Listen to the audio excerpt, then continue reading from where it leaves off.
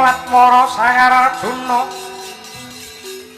Desmunira kamanungsan sawangnya gendreh memanis liringe dikamantian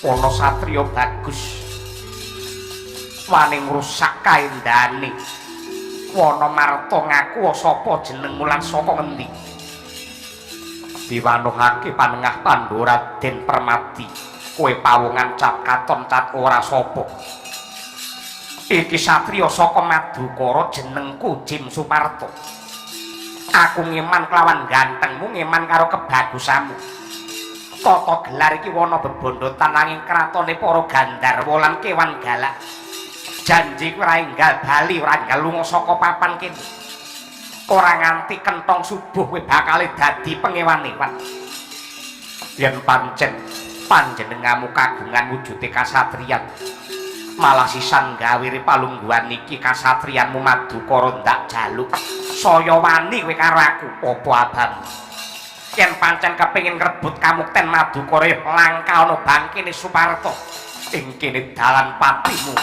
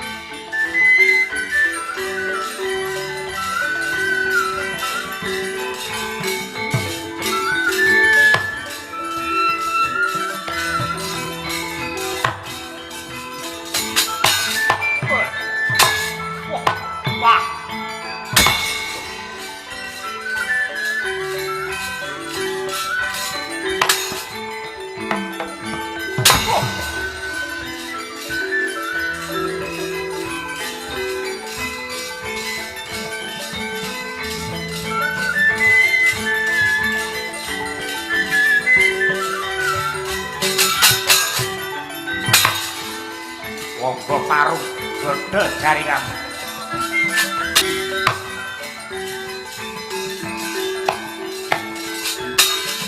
Wah.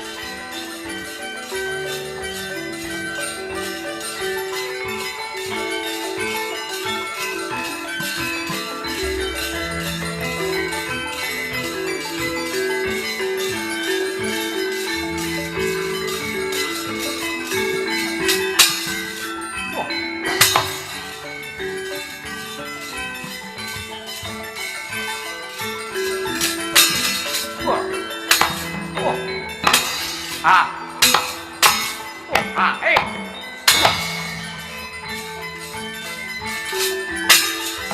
Ah.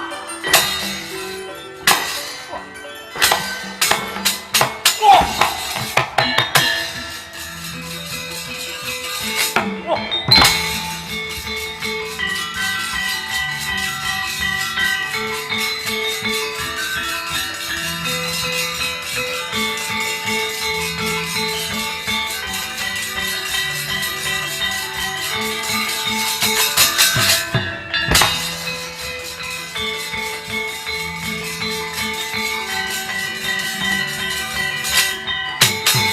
Sopo?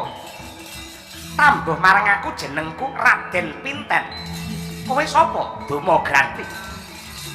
Janji ora minggat, lakon ilang nyawamu. Ayo maju apa ora ngarsa. Wah. Wah. Wah. Wah. Oh.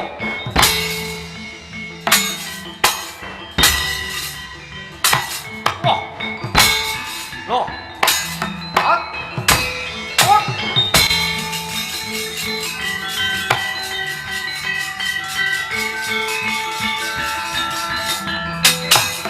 Ayo, Raden Tangsen tandingmu. Ora minggat ilang nyawamu. Ayo. Wah. Wah.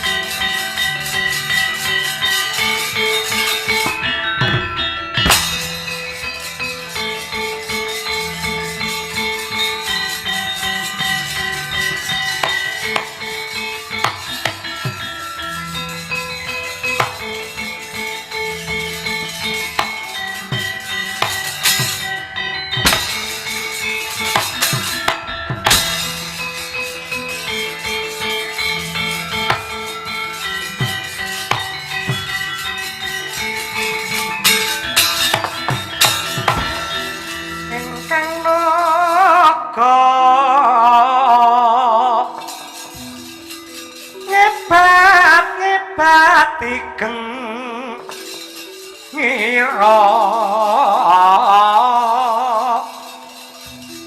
rikalanira ngune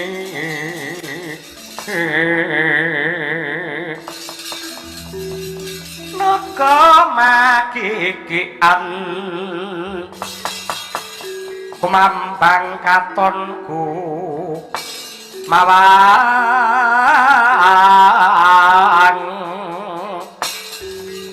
wisanyo manampek isih manaut sigra marang risang bayu siwi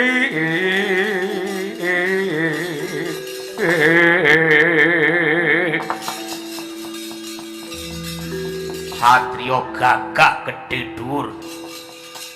Sapa jenengmu? Panenggak Pandhawa Bratasena wis sapa? Iki satriya saka Jodipati. Jenengku Jim Jayalaga ya Dandun Wacana. Aku isih ngeman karo kowe. Yen Gandharwa liyane iso nduk remehke nanging adu arep karo aku. Tan urunga bakal dadi ndokiye. Yen pancen kowe duwe kasatriyan sisan gawe. Ndak jaluk dina iki tak nggo mukti wibawa karo dulur-dulurku. Ndak ulungake waton kowe pinter jebol diadaku. Udel-udel waduh.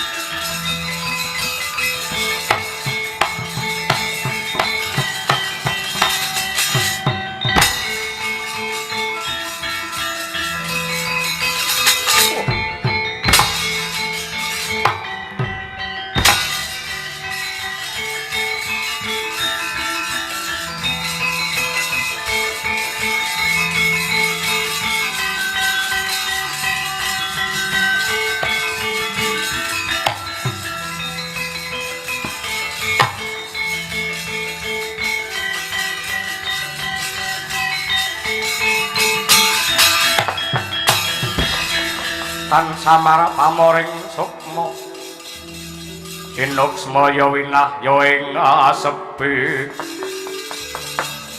sinimpen telenging kabu pocap kacarita kaya mangkono gempung tiasira Sang Prabu Jem Yudhistira dupi mulat para kadang Gandharwa ingkang musna prasasat tanpa tilas kasor tanding kalian para satriya Pandhawa kawis tinggal netra mencorong asta anekem kerep kanewaja bremijil kang riwe kaya dineres getering sarira ambabar Prabawa Gura mawalikan melar sarirane dadi brahala sagunung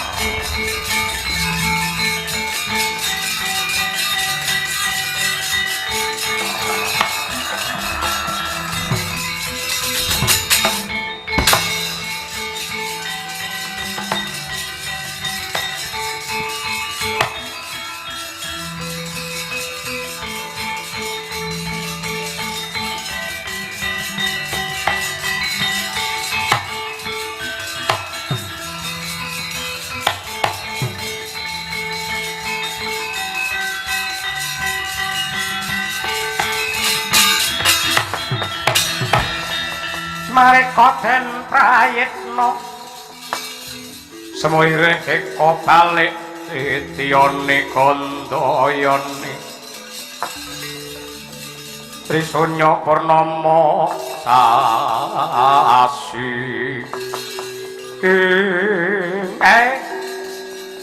hampun mandheg mangu Gus Ndara Puntadewa wong sing teteken tekun bakale katekan gayuh luhur bakale misuwur sedya kang suci bakal manggih basuki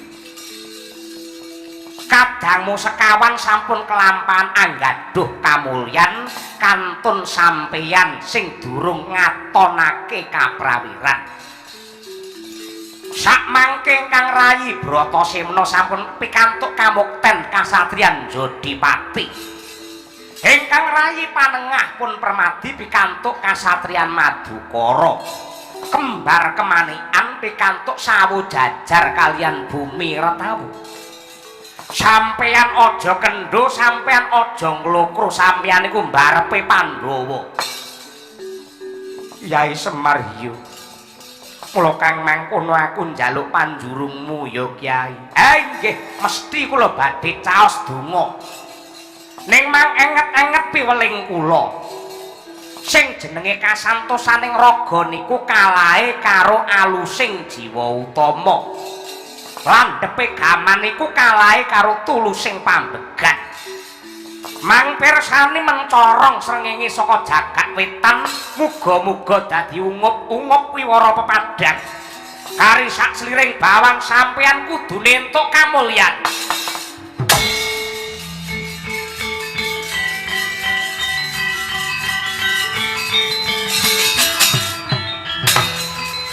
Obong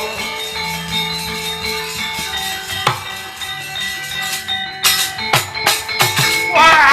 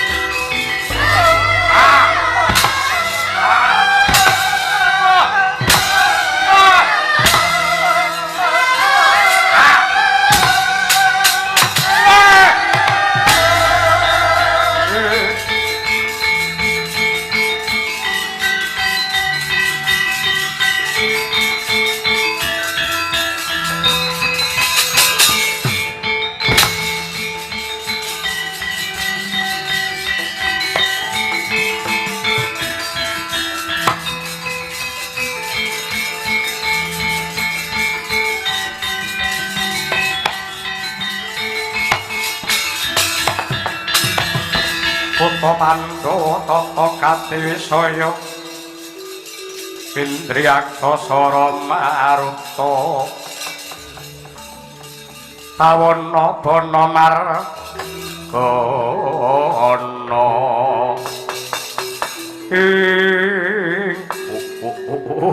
ladala Hong tete yuang kala ludra Mas Patik Raja Dewaku Raden Puntadewa Yogini ora gelem rawasa karo aku. Kowe ora gelem bandayuda tanding karo aku. Mongko yen kowe bisa ngasorake kridaku, kraton Indraprastha sak wutuhe bakal tak pasrahake marang sliramu Raden. Sing gedhe pangapuramu Sang Prabu.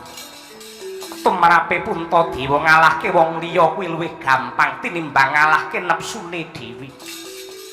Sedya aku mung gayuh katentreman sarta kamulyaning bebrayan. Ora nedya golek mungsuh gedhe-gedhene gawe pepati. Apa yen kowe wis entuk kamulyan, kowe bakal golek kondang, kowe kepengin dadi wong sugih. Kanthi sugih bondo kowe bakal tumindak sak gelemu dhewe, benerke sing luput, ngluputke sing bener, nginger marang jejeking adil. Luput kang dadi pandakwamu. Sumpahe Puntadewa mung mligi mujudake kerukunan lan katentremane sagung dumadi. Lan aku ora bakal nutuk mripat mbuntu talingan weruh kawula kajiret dening kasangsaran. Mula prasetyane Pandhawa luwih becik lebur tumpur tanpa dadi yen ora bisa mulyake wong cilik. Wes acara.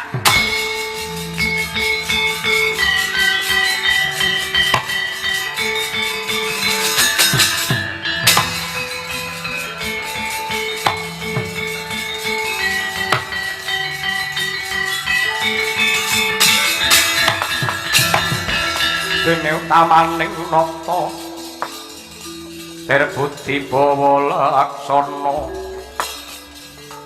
Lirih perbudi mangkono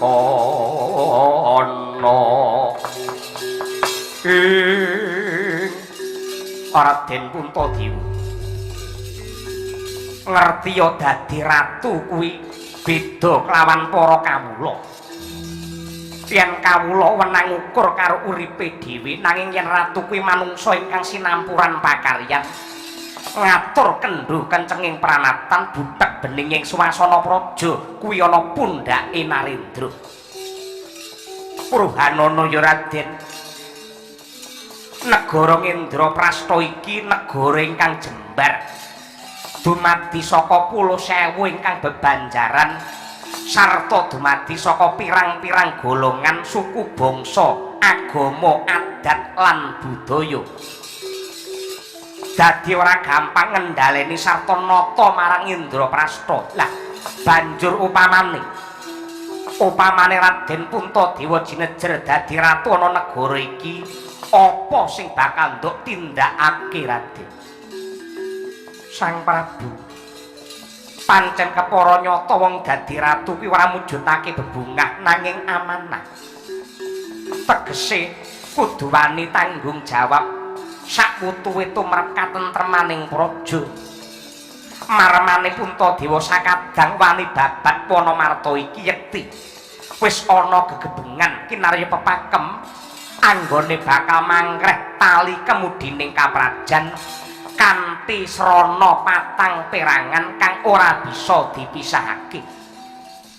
Ya kuwi ingkang sepisan negara Ngendraprastha, angka 2 Pancasila, angka 3 pranatan hukum praja sarta panunggal kerukunane bangsa. Banjur kababare kuwi kepiye? Ingkang sepisan negara Ngendraprastha yekti kinarya wadah panunggaling kabeh para kawula. Angka 2 Pancasila ingkang isine bab panembahing kawula marang Gusti, welas asih mring sesama, ngandhelake rasa kamanungsan, gedhekake rasa panunggal, ngrampungke perkara kanthi mupakatan lan kawicaksanan, satemah adil bakale warata sinandhang para kawula. Dene angka 3 ya kuwi pranatan hukum praja kanggo njejekake adil lan bebener minangka srana tentreming negara. Ingkang pungkasan ya kuwi panunggal kerukunane bangsa, nadyanto beda agama, budaya, golongan, suku bangsa. Yektine bakal mimbuhi kuncarane praja lamun to ing sesrawungan tansah ngurmati lan ngajeni marang pepadaning titah kanthi samat sinamadan daya dinayan sahayek saeka kapti sarta anjiwa dadi sajuga nunggal bangsa, nunggal basa, nunggal negara, nadyanto beda nanging tetep siji ya kuwi Ngendraprastha.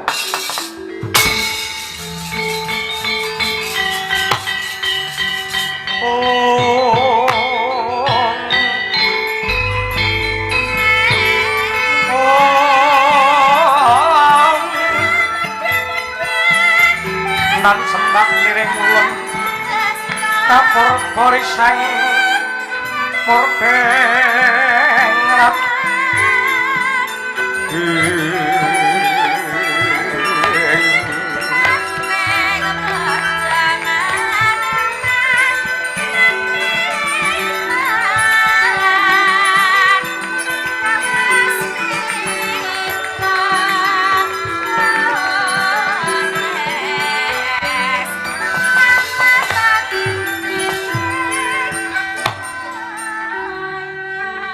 Raden Puntadewa, pangrasaning atiku kaya lumaku wanci pangklong kepapak obor sewu. Sakwise aku mirengake apa kang dadi pangandikamu ingkang purwa madya wasana kabeh sarwa utama.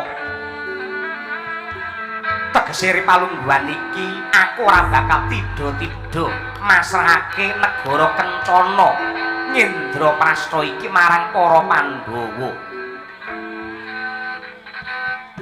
Kejaba saka kuwi Raden, Purhanana sejatine Ngendraprastha iki kagungane Wangku Kulun Bathara Indra mula sinebut Ngendra Parahasta kaendhane negaramu iki saprawalune kahyangan Salendra Bawana. Mula kang mangkono walien saka alame lelembut dadi alame menungsa bangunen jiwa ragane para kawula satemahan dadekake negaramu mulya wibawa kuncara Jayeng Bawana Raden. Kejaba saka kuwi anggenmu dadi ratu kudu bener-bener ora mikolehake diri pribadi lan golongan sarta keluarga nanging uripmu sak wutuhe kudu ndok gunakake kanggo tresnani marang alam sak isine. Ngendra Prasta dumadi saka menungsa Gandharwa lan bangsane satu. Telu-telune mau aja nganti sinangsaya, aja nganti nduk pulasara nanging kurmatana merga padha-padha titahing Gusti ingkang Maha Nasa. Lan manehi Raden sakwuse jeneng sira sakadang antuk kamulyan nugrahane pangeran. Wajibe kudu ngunjukake rasa syukur marang purbane Hyang Agung. Kanthi srana ya kuwi kowe nganakno sesaji ingkang sinebut sesaji agung utawa sesaji Raja Suya. Ing kono wong sak jagat bakal nyatet kautamane para Pandhawa ing tansah luhuring budi anggene mangreh jagat ngamarta tumuju marang hayu lan rahayu Raden.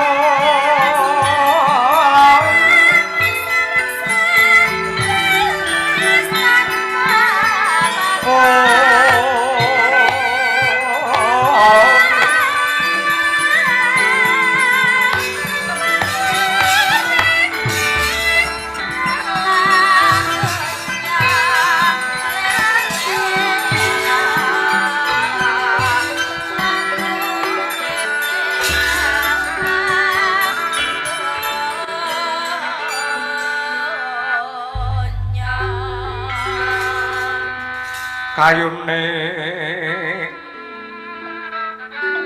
Purwasa Jati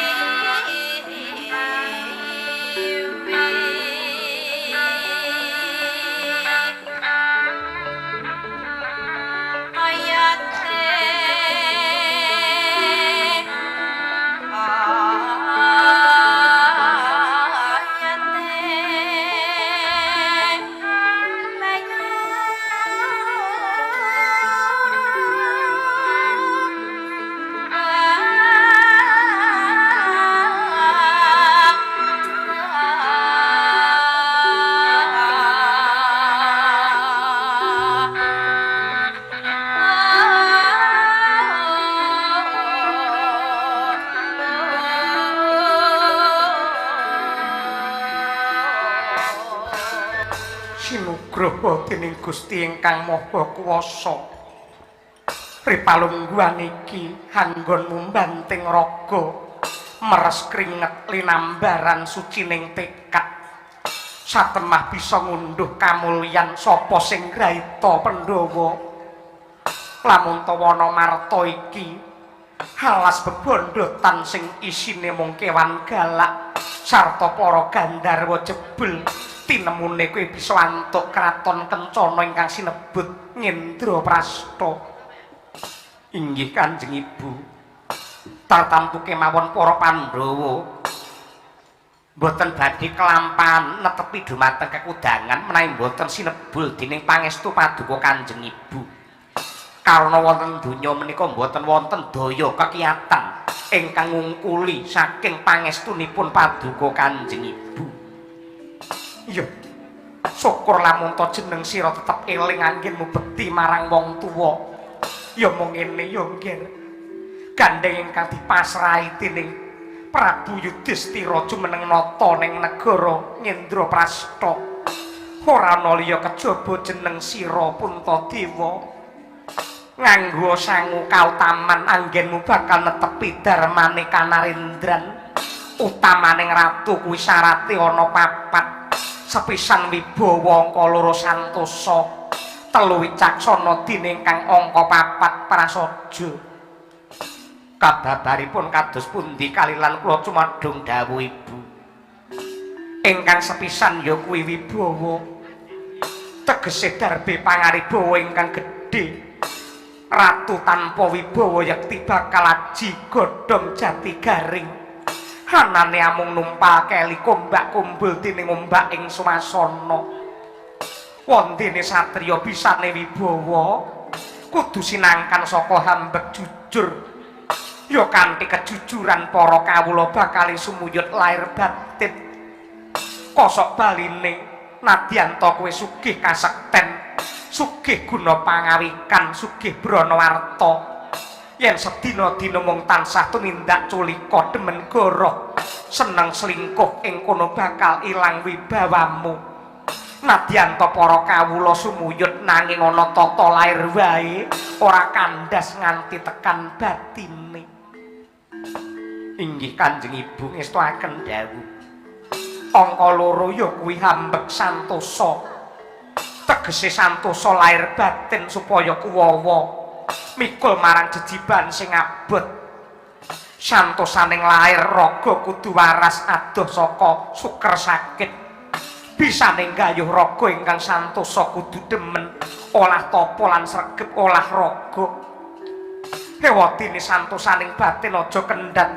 Anggenmu minta pituduhe Hyang Sukma kang pamrih tetep ngambah dalan bener lan rahayu. Inggih Ibu. Angka 3 ya kuwi wicaksana tegese awas paningale, ora grusa-grusu sarta taliti ing tumindake kabeh. Kang pamrih bisa mahanane katentreman tumrap para kawula ingkang diayomi. Dene bisane wicaksana mau kudu bisa mujuti lan diwiwiti saka hambek adil. Adil kuwi tegese bisa mapanake saliring kahanan kanthi anut kadewasaning kodrat, sederajat sepangkat setundha sebilik-bilik, mapan nggawa empan weruh marang panggonan satemah sak tumindake ora grusa-grusu kesluru waton karep. Nanging kabeh pakartine kudu tinaliti tinimbang mawa dasar ingkang gumathok. Ya kanthi gaman kawicaksanan adhedhasar adil mau bakal pratitis anggonmu nindakake pamaréntahan mangka dadi Ratu Puntadewa. Mun inggih ngestuaken dawuh Kanjeng Ibu. Syarat ingkang pungkasan ya kuwi prasaja. Tegese kabeh tumindak kudu jumbuh kelawan kahanan sarta nrima marang pandum kodrat lelakon. Satemah uripe sumeleh ora ngongso, ora nggayuh sing dudu sak mestine. Lan uga weruh sarta ngerti marang gregeting kahanan kang nyata. Satemah sak polahe jumbuh kelawan kodrat. Dene hambek prasaja mau bisa mawujud diwiwiti saka demen prihatin. prihatin mono saka lingganing tembung perih lan ati tegese kudu gelem ngendhaleni karep gelem olah tapa ngurang-ngurangi nyiksa raga lan mulya jiwa nggih Puntadewa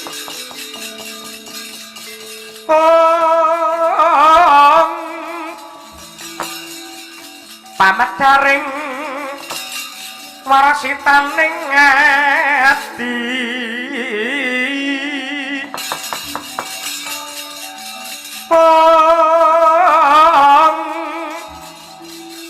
cuman toko haniru pujangga dahat muda ing petine marmo kedah kinunggung tangruk yen kenge sami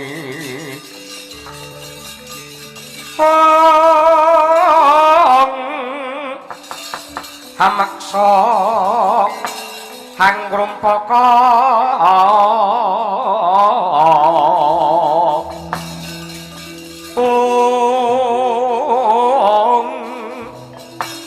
basa kang kelantur tutur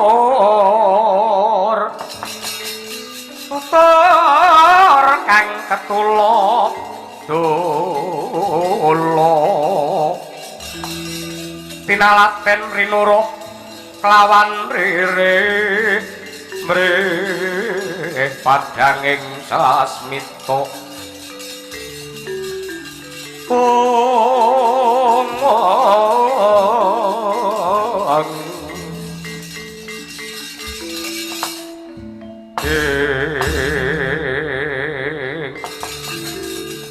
aduh Kanjeng Ibu ngaturaken panuwun Kanjeng Ibu kula suwun sak sampunipun kula mangke jumeneng mongko dados pengayoman negari Indraprastha paduka sampun ngantos kami tigan dumateng Puntadewa sarta adi-adiku Pandhawa yektine Puntadewa ki ampas brabas tanpa daya lamunta ora sinengkuyung dening para kadang Pandhawa sumpahe Pandhawa wis cetha ibarate antiga sak petarangan mukti siji mukti kabeh mati siji kabeh milani Kyai Badranaya pripun Raden pripun aja lali ngelikake marang aku lamun toh aku lagi kalimput ya Kyai inggih boten langkung sendika ngestokaken dawuh ning welinge Prabu Yudhistira nalika wau kula nggih nderek mirengaken wong yen marem wong sing seneng niku ampun lali syukur matur nuwun kalih pangeran